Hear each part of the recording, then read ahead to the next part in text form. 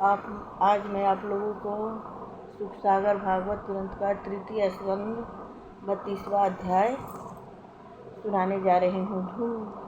धूम मार्ग तथा आचिर आदि मार्ग में जाने वाले जीवों की गति का वर्णन तथा भक्ति मार्ग की श्रेष्ठता का वर्णन। ध्यान पूर्वक सुनिएगा, बहुत गूढ़ रहस्य है। भगवान कपिल देव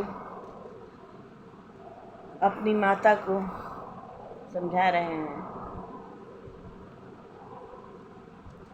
जय जय राम कथा, जय श्री कृष्ण कथा, जिसे श्रवण कर मिट जाता है, जिसे श्रवण कर मिट जाता है जन्म जन्म का व्यथा। जय जय राम कथा, जय श्री कृष्ण कथा, जय श्री राम कथा, जय श्री कृष्ण कथा। जय जय राम। प्रेम से बोलिए मंगलमय भगवान की जय। सदा भवानी दाहिने सन्मुख खड़े गणेश, पांच देव मिल रक्षा करें ब्रह्मा विष्णु महेश। प्रेम से बोलिए मंगलमय भगवान की, भक्ति माता की जय, ज्ञान वैराग्य भगवान की जय, सर्वदेव सर्वदेवी वेद ग्रंथ की जय हो, मंगलमय भगवान की जय हो।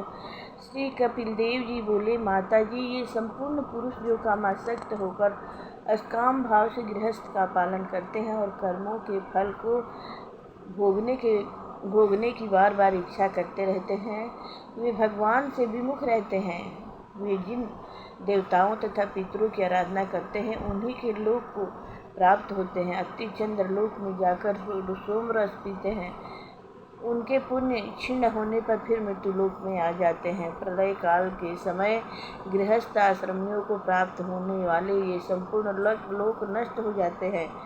इनके विरुद्ध जो ज्ञानी पुरुष भगवत भक्ति में लीन रहते हैं, गृहस्थ धर्म में अनासक्त शुद्ध चित्त अहंकार रहित ममता रहित रहकर अपने धर्म का पालन करते हैं, वे अंत समय में देवयान मार्ग के द्वारा सूर्य लोक को जाते हैं और भगवान को प्राप्त करते हैं। वे मुमुक्ष प्राणी ब्रह्म की आयु प्रयत्न सत्यलोक में रहते हैं, जिस समय ब्रह्मा इन संपूर्ण भूतों तथा इंद्रियों को अहंकार सहित अपने में लीन करके त्रिगुणमयी प्रकृति के साथ मिलकर परमात्मा में विलीन हो जाते हैं।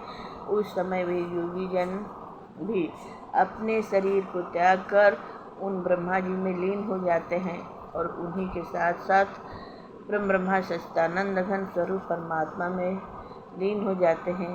वे पहले अहंकार के कारण ब्रह्म में लीन नहीं होते हैं। हे माता, इस कारण तुम भी भगवान के चरणों में भक्ति भाव से जाओ, क्योंकि वे संपूर्ण प्राणियों के हृदय में निवास करते हैं। जब काल रूप परमात्मा की प्रेरणा से तीनों गुणों में क्षोभ उत्पन्न होता है, तब ब्रह्मा जी सहित संपूर्ण ऋषि महर्षि योगी जन तथा स्थावर जंगम प्राणी निष्काम कर्म के द्वारा ब्रह्म को प्राप्त होने पर भी कर्तापन के अभिमान के कारण ईश्वर इच्छा से सर्वकाल के आरंभ में पहली भांति प्रकट हो जाते हैं और ये संपूर्ण सिद्धेश्वर तथा योगी जन अपने कर्म अनुसार ब्रह्मलोक में आनंद को भोग कर ईश्वर की इच्छा से फिर इस लोक में जन्म लेते हैं। जिन पुरुषों की इस लोक में आसक्ति रहती है तथा कर्मों में श्रद्धा रखते हैं, वे ऐसे पुरुष इस लोक में आकर कामना पूर्ति के लिए नित्य कर्मों का अनुष्ठान करते रहते हैं। वे लोग इंद्रियों के वश में रहते हैं, उनकी बुद्धि रजोगुण के कारण मंद रहती है, उनकी आसक्ति कामनाओं में लीन रहती है। वे लोग अर्थ धर्म और काम के लिए अनेक प्रकार के यज्ञ अनुष्ठान तथा पितरों की आराधना करते रहते हैं। वे लोग भगवान की कथा वार्ताओं से प्रेम नहीं करते हैं। जिस प्रकार विष्ठा में रहने वाला कीट विष्ठा को ही पसंद करता है तथा विष्ठा ग्रहण करने वाले कुकर सूकर अमृत के समान सर्वोत्तम भोजन को पसंद नहीं करते हैं, उसी भांति जो पुरुष भगवत कथा को त्याग कर उपरोक्त निंदित कर्मों को करते रहते हैं, वे अवश्य ही मंदभागी हैं। वे धूम मार्ग के द्वारा पितरलोक अर्यमा को जाते हैं तथा फिर अपने ही कुल में जन्म लेते हैं। जब उनके पुण्य छिन्न हो जाते हैं तब वे वहाँ से ढकेल दिए जाते हैं। हे माता, तुम संपूर्ण आसक्ति को त्याग कर तथा अपने मन को बस में करके भक्ति योग द्वारा भगवान वासुदेव में अपनी आसक्ति लगाओ। केवल भक्ति योग ही ऐसा सुगम मार्ग है जो ब्रह्म को प्राप्त कराने वाले ज्ञान तथा वैराग्य को उत्पन्न करता है। जब यह प्राणी विषमता को त्याग कर सर्वत्र ममत्व भाव का अनुभव करता है तब उसे भगवान के दर्शन होते हैं। तब वह प्राणी अपनी आत्मा का ज्ञान प्राप्त करके ब्रह्म का साक्षात्कार प्राप्त कर लेता है। वही जीव ज्ञान स्वरूप है, वही जीव परम ब्रह्मा है, वही परमात्मा के नाम से पुकारा जाता है, वही ईश्वर है, वही आत्मा तथा पुरुष है, वही परमात्मा जीव रूप से अनेकों शरीर में प्रतीत होता है। इस संसार से विरक्त हो जाना तथा असंग बुद्धि हो जाना, अति संग रहित सब में एक रूप से स्थित रहना, त्याग और ग्रहण आदि से रहित हो जाना, यही योगियों के योग साधन का केवल फल है। संपूर्ण प्रकार के योगों द्वारा योगी असंग बुद्धि को ही प्राप्त कर लेता है। ब्रह्म एक है, वह ज्ञान का भंडार तथा निर्गुण है, किंतु फिर भी वही मुखी इंद्रियों के द्वारा केवल भ्रांति के कारण अनेक पदार्थों में फंसा रहता है और उसके अनेक रूप प्रतीत होते हैं। जिस भांति सर्वप्रथम एक परम ब्रह्मा से महत्व उत्पन्न हुआ, उससे वैकारिक, राजस, तामस 3 प्रकार का अहंकार उत्पन्न हुआ। उन तीनों अहंकारों से पंच महाभूत 11 इंद्रियां बनी। उन्हीं के संयोग से यह स्वयं प्रकाश ब्रह्म जीव नाम से पुकारा गया है। इस भांति इस जीव की उत्पत्ति स्थान वास्तव में वह ब्रह्म ही है, क्योंकि वह उस ब्रह्मा ही से उत्पन्न हुआ है। लेकिन इस जीव के उस ब्रह्म स्वरूप को वही ज्ञानी पुरुष देख सकता है जो श्रद्धा, भक्ति तथा वैराग्य के द्वारा योग अभ्यास में रत रहकर एक चित्त से प्रसंग बुद्धि को प्राप्त हो चुका है। हे माता जी, मैंने तुम्हें इसी भांति ब्रह्म का स्वरूप समझाया। प्रकृति और पुरुष का भेद भी तुम्हारी समझ में आ गया है। हे माता, निर्गुण ब्रह्म से संबंध रखने वाला ज्ञान योग तथा मेरे लिए किया हुआ भक्ति योग, इन दोनों का फल केवल एक ही है और वह मुझ भगवान तक पहुँचने का फल है। जिस प्रकार किसी ग्राम अथवा नगर तक जाने के अनेक मार्ग होते हैं, उसी प्रकार अनेक शास्त्रों में मेरे तक पहुँचने के भिन्न भिन्न मार्ग का निरूपण किया गया है।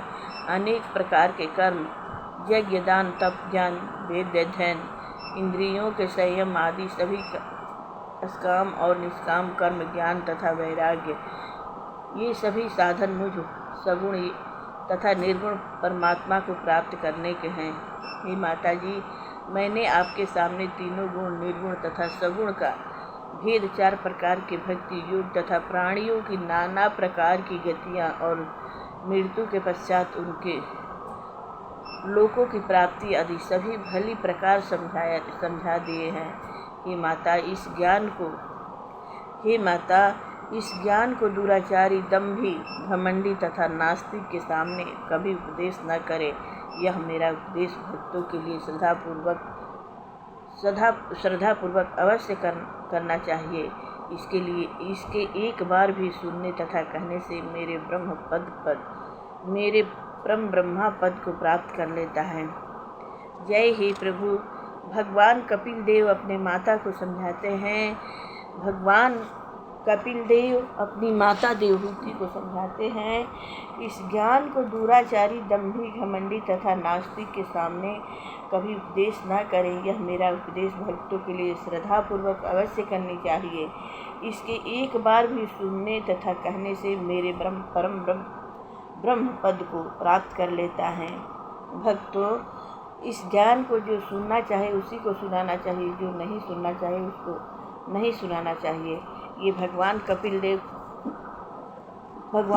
देव अपनी माता देवहूति से कह रहे हैं। 23वां अध्याय, तृतीय स्कंध का 23वां अध्याय। तत्व ज्ञान और मोक्ष विधि कही कपिल समुझाई, सुनकर महिमा इसकी मात गई है रिसाई। प्रेम से बोलिए मंगलमय भगवान की जय हो। कब भगवान कपिल मुनि की जय हो। माता देवहूति की जय हो।